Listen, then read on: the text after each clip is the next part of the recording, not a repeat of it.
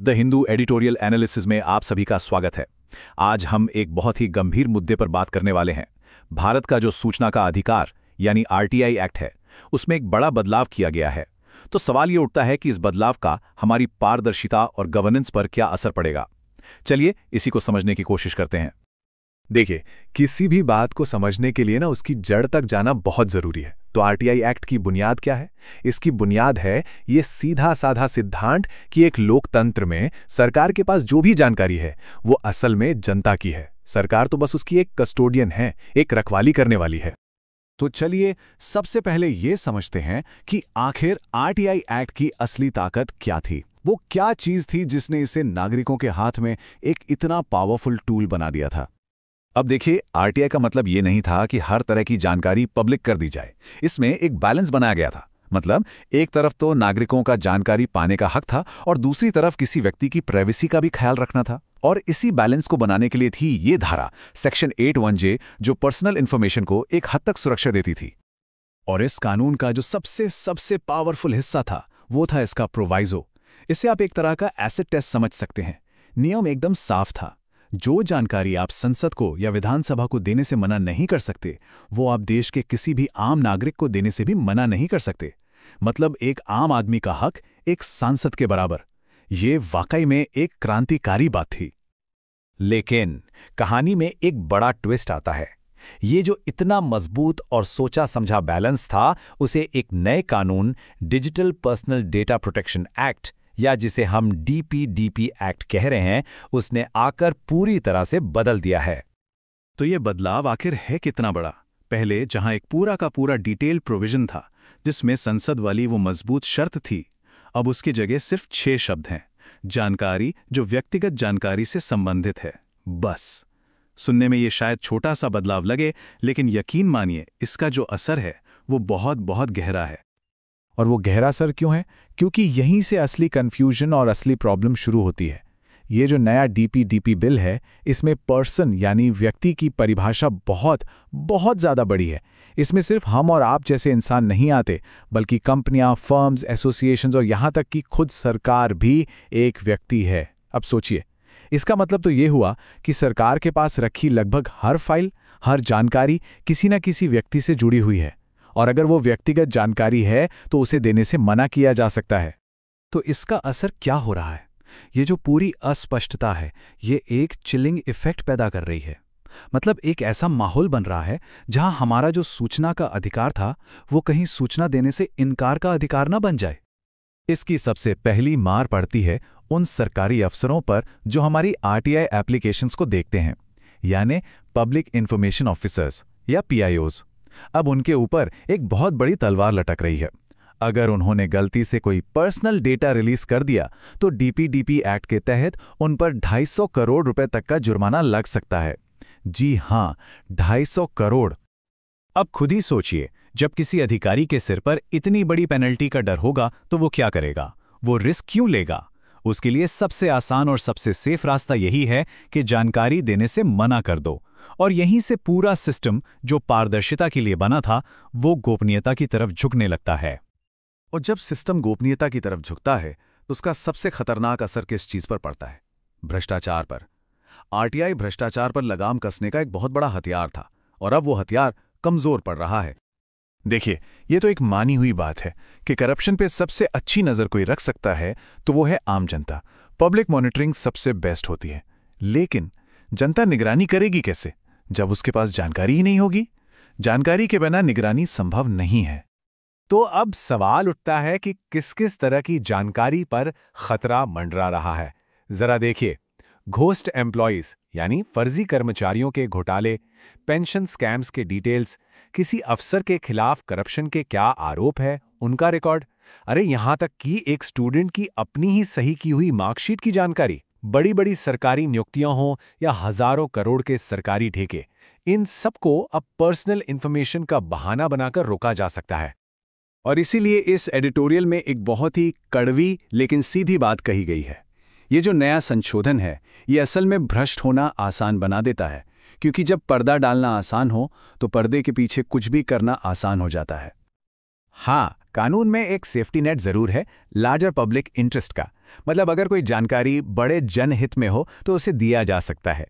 लेकिन सच तो यह है कि यह सेफ्टी नेट सिर्फ नाम का है। आंकड़े बताते हैं कि 99% से ज्यादा मामलों में इसे इस्तेमाल ही नहीं किया जाता। तो ये एक ऐसा सुरक्षा कवच है जिसमें हजारों छेद हैं। अब सबसे हैरान करने वाली बात पर आते हैं। आरटीआई जैसे कानून में इतना बड़ा बदलाव हो गया जिसका असर करोड़ों लोगों पर पड़ेगा, लेकिन इस पर कोई खास बहस नहीं हुई, न मीडिया में न जनता के बीच। शायद ऐसा इसलिए हुआ क्योंकि इसे डेटा प्रोटेक्शन के नाम पर पेश किया गया और सबको लगा कि ये तो अच्छी बात है। तो अब सवाल है कि आगे क्या? एडिटोरियल एक रास्ता सुझाता है, 4 कदमों का। सबसे पहले इस मुद्दे पर मीडिया और हम नागरिकों के बीच खुलकर चर्चा हो। दूसरा, राजनीतिक दलों से जवाबदेही मांगी जाए। तीसरा, एक मजबूत पब्लिक ओपिनियन बनाया जाए। और चौथा और सबसे जरूरी, हम सब इस मुद्दे की गंभीरता को समझें। तो हम इस पूरी चर्चा के अंत में एक बहुत बड़े सवाल के साथ आपको छोड़कर जा रहे हैं। जब कोई मौलिक अधिकार, फंडामेंटल राइट, इस तरह से कमजोर होता है तो इसकी आखिरी जिम्मेदारी किसकी बनती है? सरकार की, हमारी, या पूरे सिस्टम की? इस सवाल पर सोचना हमारे लोकतंत्र के भविष्य के लिए बेहद जरूरी है। भारत और अमेरिका, इनके रिश्ते को क्या कहें? दोस्ती, दुश्मनी या फिर कुछ और? खासतौर पर जब हम ट्रंप प्रशासन के दौर को देखते हैं तो ये सवाल और भी पेचीदा हो जाता है। एक तरफ से दोस्ती का हाथ बढ़ाया जाता है तो दूसरी तरफ से दबाव की तलवार लटकती रहती है। तो चलिए आज इसी कूटनीतिक रस्साकशी की गांखें खोलते हैं और समझने की कोशिश करते हैं कि आखिर चल क्या रहा है। इस रिश्ते की सबसे बड़ी पहचान है विरोधाभास। वॉशिंगटन से जो बातें निकल कर आती हैं उन्हें अक्सर डबल स्पीक कहा जाता है, मतलब बातें दोहरी होती हैं। एक ही समय पर दोस्ती के वादे भी होते हैं और साथ ही साथ दबाव बनाने वाली धमकियां भी दी जाती हैं।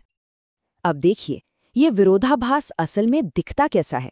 एक तरफ से भारत को न्योता मिलता है कि आइए वॉशिंगटन में व्यापार पर बात करते हैं, वहीं दूसरी तरफ से धमकी आती है कि हम 100% प्रतिबंध लगा देंगे। कहीं कहा जाता है कि तनाव कम हो रहा है और फिर अचानक व्यापार और वीजा पर सख्त कार्रवाई कर दी जाती है। मतलब इतनी मिलीजुली बातें हैं कि एक गहरी अनिश्चितता का माहौल बन जाता है। तो इस पूरी खींचतान में किरदार कौन कौन है? भारत की तरफ से तो देखिए, पीयूष गोयल और एस जयशंकर लगातार कोशिश कर रहे हैं कि बातचीत का रास्ता खुला रहे। लेकिन असली कन्फ्यूजन तो अमेरिका की तरफ से है। वहां कुछ अधिकारी हैं जैसे विदेश मंत्री जो कहते हैं कि सब ठीक हो जाएगा, रिश्ते अच्छे रहेंगे। लेकिन फिर राष्ट्रपति ट्रंप के बयान और एक्शन आते हैं जो इन बातों से बिल्कुल उल्टे होते हैं। चलिए अब बात करते हैं इस रिश्ते की पहली बड़ी उलझन की, और वो है व्यापार। ये सिर्फ बातचीत की उलझन नहीं है। अमेरिका अपनी व्यापार नीति का इस्तेमाल करके भारत पर एक ठोस, एक असली आर्थिक दबाव बना रहा है। ये आंकड़े देखिए, ये काफी कुछ कहते हैं। अमेरिका जो सबसे ज्यादा टैरिफ लगा रहा है 50%, वो किसके ऊपर है? भारत और ब्राजील। ये आंकड़ा साफ साफ दिखाता है कि व्यापार को लेकर तनाव कितना ज्यादा है और भारत कहीं ना कहीं इसके सीधे निशाने पर है। और इसका असर क्या होगा? हमारे मुख्य आर्थिक सलाहकार का अनुमान था कि इन टैरिफ्स की वजह से भारत की जीडीपी पर 0.5% तक का असर पड़ सकता है। अब देखिए, 0.5% सुनने में शायद ज्यादा न लगे, है ना? लेकिन जब बात पूरे देश की अर्थव्यवस्था की हो तो 0.5% का मतलब होता है एक बहुत बड़ा आर्थिक झटका। और ये असर सिर्फ आंकड़ों में नहीं है, इसका सीधा असर जमीन पर दिख रहा है। हमारे कपड़ा निर्यातकों के ऑर्डर कैंसिल होने लगे हैं। बाजार में ये चिंता फैल रही है कि नौकरियां जा सकती हैं। यही होता है जब अंतर्राष्ट्रीय नीतियां बदलती हैं। इसका असर सीधे सीधे आम लोगों की जिंदगी पर पड़ता है। अगर व्यापार वाला मामला एक सिरदर्द था, तो अब जो दूसरी बड़ी उलझन सामने आई वो तो और भी ज्यादा गंभीर है। ये उलझन जुड़ी है भारत के रूस से तेल खरीदने को लेकर, और इसे अमेरिका की तरफ से आए एक अल्टीमेटम की तरह देखा जा रहा है, एक तरह का कच्चा फरमान। और ये कोई हवाई बात नहीं है। अमेरिका के जो नए राजदूत भारत आने वाले थे, सर्जियो गोर, उन्होंने साफ साफ कहा था कि भारत का रूसी तेल का आयात रोकना अमेरिका की टॉप प्रायोरिटी है। सोचिए, टॉप प्रायोरिटी मतलब ये उनके लिए सबसे जरूरी कामों में से एक है। बात यही नहीं रुकी, दबाव और ज्यादा तब बढ़ा जब अमेरिका के कॉमर्स सेक्रेटरी ने इसे सीधा सीधा ट्रेड डील से जोड़ दिया। उनका कहना था, ट्रेड डील चाहिए तो रूसी तेल खरीदना बंद करना ही होगा। मतलब ये कोई गुजारिश नहीं थी, ये एक सीधी शर्त थी। यहाँ पर डिक्टेट शब्द का इस्तेमाल हो रहा है, जिसका मतलब समझना बहुत जरूरी है। डिक्टेट का मतलब होता है एक तरफा हुक्म, एक ऐसा फरमान जो किसी हारी हुई पार्टी पर थोपा जाता है, बिना किसी बातचीत के, बिना किसी सहमति के। तो जब अमेरिका के इस रवैये के लिए ये शब्द इस्तेमाल हो रहा है, तो हम समझ सकते हैं कि मामला कितना गंभीर है। तो अब पूरी तस्वीर साफ हो रही है ना? भारत एक बहुत ही मुश्किल दोराहे पर खड़ा है। एक तरफ से व्यापार का आर्थिक दबाव है और दूसरी तरफ से रूस को लेकर ये भू राजनीतिक अल्टीमेटम। नई दिल्ली के लिए ये एक बहुत बड़ा रणनीतिक सिरदर्द बन गया है। अब यहाँ एक दिलचस्प बात है। ऐसा नहीं है कि भारत ने पहले कभी अमेरिकी दबाव नहीं झेला। अतीत में ईरान और वेनेजुएला से तेल न खरीदने की अमेरिकी मांग को भारत ने मान लिया था। लेकिन इस बार मामला अलग है। क्यों? क्योंकि इस बार बात रूस की है, जो भारत का एक बहुत पुराना और भरोसेमंद रणनीतिक पार्टनर रहा है। तो अब सोचिए, भारत के पास विकल्प क्या हैं? और दोनों ही रास्तों पर कांटे हैं। अगर भारत अमेरिका की बात मान लेता है, तो दुनिया में यह मैसेज जाएगा कि भारत दबाव में झुक गया। इससे उसकी प्रतिष्ठा को नुकसान होगा और उसकी स्ट्रेटेजिक ऑटोनॉमी यानी अपने फैसले खुद लेने की आज़ादी कम होगी। और अगर भारत बात नहीं मानता, तो फिर उसे भारी भरकम आर्थिक प्रतिबंधों और टैरिफ के लिए तैयार रहना होगा। तो असल सवाल अब ये बन गया है, साख बड़ी या अर्थव्यवस्था? क्या एक अल्टीमेटम के आगे झुकने से जो प्रतिष्ठा पर चोट लगेगी, वो आर्थिक चोट से ज्यादा दर्दनाक है, या फिर आर्थिक नुकसान से बचने के लिए साख की कुर्बानी दी जा सकती है? इसी मुश्किल सवाल का जवाब नई दिल्ली को ढूंढना है। और आखिर में ये सिर्फ एक ट्रेड डील या तेल खरीदने का फैसला नहीं है, ये भारत की विदेश नीति के भविष्य को तय करने वाला एक पल है। सवाल ये है कि क्या भारत अपनी रणनीतिक स्वायत्तता यानी अपने फैसले खुद लेने की आज़ादी को बचा पाएगा, या फिर एक बड़े और ज़रूरी सहयोगी के दबाव में आ जाएगा? इस एक सवाल का जवाब ही तय करेगा कि आने वाले वक्त में दुनिया के मंच पर भारत कहाँ खड़ा होगा। आज हम भारत में बराबरी से जुड़े एक बहुत ही अहम सवाल पर बात करने वाले हैं। आदिवासी महिलाओं को उनकी संपत्ति के अधिकार क्यों नहीं मिलते हैं? ये मुद्दा सिर्फ अधिकारों का नहीं, बल्कि लैंगिक न्याय और हमारे संविधान की आत्मा से जुड़ा है। ये शब्द अपने आप में उस पूरे संघर्ष को बयां करते हैं जो सालों से चल रहा है। और हाल ही में सुप्रीम कोर्ट के एक ऐतिहासिक फैसले ने इस पूरे संघर्ष को एक नए मोड़ पर लाकर खड़ा कर दिया है। तो इस पूरे मुद्दे को ठीक से समझने के लिए हम इसे 5 हिस्सों में देखेंगे और शुरुआत करेंगे उस हालिया केस से जिसने इस बहस को एक बार फिर से हवा दे दी है। तो चलिए सीधे उस बड़े फैसले पर आते हैं जिसने सब कुछ बदल दिया। ये वो फैसला है जिसने बिल्कुल साफ कर दिया कि बेटियों को पैतृक संपत्ति से दूर रखना उनके मौलिक अधिकारों का सीधा सीधा हनन है। ये मामला छत्तीसगढ़ की गोंड जनजाति का था। वहां कुछ बेटियों ने अपने हक की मांग की, लेकिन उनके दावे को ये कहकर खारिज कर दिया गया कि उनकी जनजाति की प्रथा में महिलाओं को संपत्ति का अधिकार नहीं मिलता। और यहीं से इस पूरे मुद्दे की जड़ समझ में आती है। यहाँ एक बुनियादी टकराव है। एक तरफ है सदियों से चली आ रही प्रथाएं और दूसरी तरफ है भारत का संविधान। देखिए, देश में कुछ इलाके अनुसूचित 5 क्षेत्र के तौर पर जाने जाते हैं। यहाँ आदिवासी समुदाय अपनी निजी मामलों जैसे शादी और विरासत में अपने ही पारंपरिक कानूनों से चलते हैं, जो अक्सर लिखे हुए भी नहीं होते। यहाँ टकराव बिल्कुल साफ है। एक तरफ है प्रथागत कानून जो समुदाय पर आधारित हैं और अक्सर महिलाओं को संपत्ति के अधिकार से बाहर रखते हैं, और दूसरी तरफ है हमारा संविधान जो व्यक्तिगत अधिकारों की बात करता है और जिसका अनुच्छेद 14 हर नागरिक को बराबरी की गारंटी देता है। तो सवाल ये उठता है कि जब ये मामला अदालतों में पहुंचा तो क्या हुआ? क्या हमेशा से यही रुख था? नहीं, बिल्कुल नहीं। पिछले 30 सालों में न्यायपालिका की सोच में एक बहुत बड़ा बदलाव आया है। चलिए इस सफर को देखते हैं। देखिए, ये सफर 1996 में शुरू होता है, जब मधु किश्वर केस में सुप्रीम कोर्ट ने प्रथाओं में दखल देने से ये कहते हुए मना कर दिया कि इससे अराजकता फैल सकती है। फिर 2022 में झारखंड हाईकोर्ट ने एक अहम फैसला दिया और आखिर में 2024 में सुप्रीम कोर्ट ने साफ साफ कह दिया कि संपत्ति का अधिकार समानता के मौलिक अधिकार का ही हिस्सा है। ये एक जबरदस्त बदलाव है। अब ये भी समझना जरूरी है कि इन पुरानी प्रथाओं को बचाने के लिए क्या-क्या तर्क दिए जाते हैं और कानून की कसौटी पर ये तर्क कितने खरे उतरते हैं। बात सिर्फ कानूनी दांव-पेंच की नहीं है, जमीनी हकीकत देखिए। ये आंकड़ा सब कुछ कह देता है। 2015-16 की कृषि जनगणना के मुताबिक अनुसूचित जनजाति की महिलाओं के पास सिर्फ 16.7% जमीन है। और ये चार्ट इस असमानता को और भी साफ कर देता है। देखिए, पुरुषों के पास है 83.3% जमीन और महिलाओं के पास महज 16.7%। मतलब पुरुषों के पास महिलाओं से लगभग 5 गुना ज्यादा जमीन है। तो जब ये सवाल उठता है कि महिलाओं को अधिकार क्यों नहीं दिए जाते, तो 3 मुख्य तर्क सामने रखे जाते हैं। पहला, कि जमीन किसी एक की नहीं, पूरे समुदाय की है।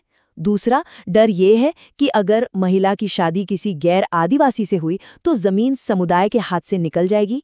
और तीसरा, कि इससे उनकी परंपराएं और सामाजिक ढांचा बिगड़ जाएगा।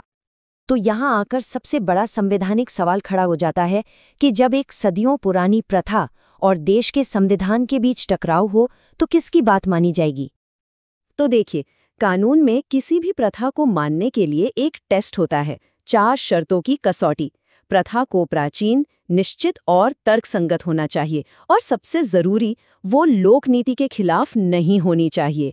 अब अदालतें साफ कह रही हैं कि कोई भी प्रथा जो बराबरी के खिलाफ है वो तर्कसंगत नहीं हो सकती और इसलिए वो कानूनी रूप से मान्य नहीं है।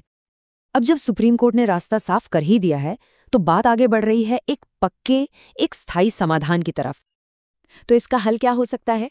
ज्यादातर एक्सपर्ट्स का मानना है कि जैसे हिंदू और ईसाई समुदायों के लिए अपने उत्तराधिकार कानून है, वैसा ही एक अलग आदिवासी उत्तराधिकार अधिनियम बनाया जाना चाहिए जो इन सभी नियमों को एक जगह साफ साफ लिख दे। तो देखिए, सुप्रीम कोर्ट ने बराबरी का रास्ता तो दिखा दिया है, एक अलग कानून बनाने की बात भी हो रही है। लेकिन यहाँ एक बड़ा सवाल छूट जाता है, क्या सिर्फ कानून बना देना ही काफी होगा? क्या इससे जमीनी हकीकत बदल जाएगी, या असली चुनौती तो समाज की सोच को बदलने की है? आजकल भारत में एक नई तरह की डकैती हो रही है, और ये किसी अंधेरी गली में नहीं बल्कि सीधे हमारे फोन पर हो रही है। देखिए, ये जो ऑनलाइन घोटाले हैं ना, ये अब कोई छोटी मोटी धोखाधड़ी नहीं रह गए हैं। ये एक बहुत ही गंभीर मुद्दा बन चुके हैं, एक ऐसा मुद्दा जो हमारी पॉलिसी और पब्लिक सेफ्टी दोनों से जुड़ा है। तो चलिए आज इसी को जरा गहराई से समझते हैं। जरा सोचिए, एक वीडियो जो पूरी तरह से नकली है, उसमें एक ऐसा चेहरा है जिस पर पूरा देश भरोसा करता है, और बस पलक झपकते ही किसी की जिंदगी भर की मेहनत की कमाई गायब। यही आज के डिजिटल फ्रॉड की डरावनी सच्चाई है। और ये कोई हवाई बात नहीं है, ये बिल्कुल असलियत है। हाल ही में एक रिटायर्ड डॉक्टर के साथ ठीक ऐसा ही हुआ और उन्होंने पूरे 20 लाख रुपए गंवा दिए। ये खतरा सच में है और इसका असर बहुत ही भयानक हो सकता है। तो ये धोखेबाज आखिर काम करते कैसे हैं? चलिए हैदराबाद का ये केस देखते हैं। इन घोटालेबाजों ने किसी और का नहीं बल्कि देश की केंद्रीय वित्त मंत्री का ही एक डीप फेक वीडियो बना दिया और उसे इंस्टाग्राम पर चला दिया। उस नकली वीडियो में वो एक इन्वेस्टमेंट स्कीम के बारे में बता रही थी जो, आप सही समझे, पूरी तरह से फेक थी। यही तो इनकी सबसे बड़ी चाल है, जाने पहचाने भरोसेमंद चेहरों का इस्तेमाल करके लोगों को अपने जाल में फंसाना। तो सवाल ये उठता है कि आखिर ये घोटाले इतने सफल कैसे हो रहे हैं? इसका जवाब सिर्फ एक टेक्नोलॉजी में नहीं है। सच तो ये है कि ये 4 खतरनाक चीज़ों का एक ऐसा मिक्सचर है जो मिलकर एक परफेक्ट डिजिटल जाल बुनता है। इस जाल का पहला और सबसे अहम हिस्सा है डीप फेक। देखिए, ये AI यानी आर्टिफिशियल इंटेलिजेंस से बनाया गया एक ऐसा वीडियो है जिसमें किसी भी व्यक्ति का चेहरा किसी दूसरे व्यक्ति पर लगाया जा सकता है। और कमाल की बात यह है कि नतीजा इतना असली लगता है कि सच और झूठ के बीच का फर्क करना लगभग नामुमकिन हो जाता है। इन घोटालों की जो असली ताकत है ना, वो इनके स्कैम कॉकटेल में छुपी है। सोचिए, इसमें 4 चीजें मिलाई जाती हैं। पहली, डीप फेक जैसी खतरनाक टेक्नोलॉजी। दूसरी, क्रिप्टो करेंसी जैसे चैनल जिन पर कोई खास रेगुलेशन नहीं है। तीसरी, जल्दी से जल्दी अमीर बनने का इंसानी लालच। और चौथी, टेक्नोलॉजी की बहुत ज़्यादा समझ न होना। जब ये चारों चीज़ें एक साथ मिलती हैं तो एक ऐसा डेडली कॉकटेल तैयार होता है जिससे बचना बहुत बहुत मुश्किल हो जाता है। लेकिन यहाँ सिर्फ टेक्नोलॉजी को दोष देना ठीक नहीं होगा। असल में एक पूरा का पूरा सिस्टम है, जो इन धोखेबाजों को बिना किसी डर के अपना काम करने का मौका दे रहा है। चलिए देखते हैं कि कैसे इन्हें सजा से बचने का एक तरह से खुला मैदान मिला हुआ है। इसकी एक बहुत बड़ी वजह सोशल मीडिया प्लेटफॉर्म्स का रवैया है। देखिए, होना तो ये चाहिए कि ये प्लेटफॉर्म्स खुद आगे बढ़कर ऐसे खतरनाक कंटेंट को पहचानें और हटाएं, पर असल में होता क्या है, वो इंतजार करते हैं कि कोई यूजर रिपोर्ट करेगा, तब जाकर कोई एक्शन लिया जाएगा। उनकी नज़र में ये सिस्टम की कोई बड़ी खामी नहीं है, बल्कि बस एक दो अलग अलग घटनाएं हैं। और हमारी सिस्टम में भी कई कमजोरियां हैं जिनका ये पूरा फायदा उठाते हैं। हमारी कानून प्रवर्तन एजेंसियों की पहुंच देश की सीमाओं पर आकर रुक जाती है। क्रिप्टो करेंसी को लेकर कोई साफ नियम कानून नहीं है, और सबसे बड़ी बात, ये फ्रॉड करने वाले अपनी पहचान छिपाने के लिए ऐसे कॉम्प्लेक्स विदेशी क्रिप्टो वॉलेट्स का इस्तेमाल करते हैं जहां तक कानून के हाथ पहुंच ही नहीं पाते। तो समस्या तो बिल्कुल साफ है। अब सवाल ये है कि आगे का रास्ता क्या है। हमें सुरक्षा के लिए एक 3 आयामी रणनीति की जरूरत है। देखिए, इस प्रॉब्लम से निपटने के लिए एक 3 pronged स्ट्रैटेजी अपनानी होगी। पहला कदम, सरकार को एक्शन लेना होगा। क्रिप्टो के लिए सख्त नियम बनाने होंगे और दूसरे देशों के साथ मिलकर काम करना होगा। दूसरा कदम, लोगों को जागरूक बनाना होगा। डिजिटल लिटरेसी को एक राष्ट्रीय प्राथमिकता बनाकर स्कूलों और कॉलेजों के सिलेबस में शामिल करना होगा। और तीसरा, प्लेटफॉर्म्स की जवाबदेही तय करनी होगी। सोशल मीडिया कंपनियों के लिए ये अनिवार्य बनाना होगा कि वो ऐसे फ्रॉड कंटेंट को खुद ब खुद ढूंढकर हटाएं। हमें ये बात हमेशा याद रखनी होगी कि इस मामले में चुप बैठने या कुछ न करने की कीमत बहुत भारी है। ये सिर्फ पैसों का नुकसान नहीं है, ये लोगों के भरोसे का नुकसान है, और ये समाज के लिए कहीं ज्यादा खतरनाक है। तो ये पूरी बातचीत हमें एक बहुत ही अहम सवाल पर लाकर छोड़ देती है। जैसे जैसे डिजिटल धोखाधड़ी और भी ज्यादा एडवांस होती जाएगी, आम नागरिकों को ऑनलाइन बचाने की आखिरी जिम्मेदारी असल में है किसकी? क्या ये हमारी खुद की है, इन बड़ी बड़ी कंपनियों की है, या फिर सरकार की है? देखने के लिए बहुत बहुत शुक्रिया। अगर ये विश्लेषण काम का लगा हो तो इसे लाइक, शेयर और सब्सक्राइब जरूर करें।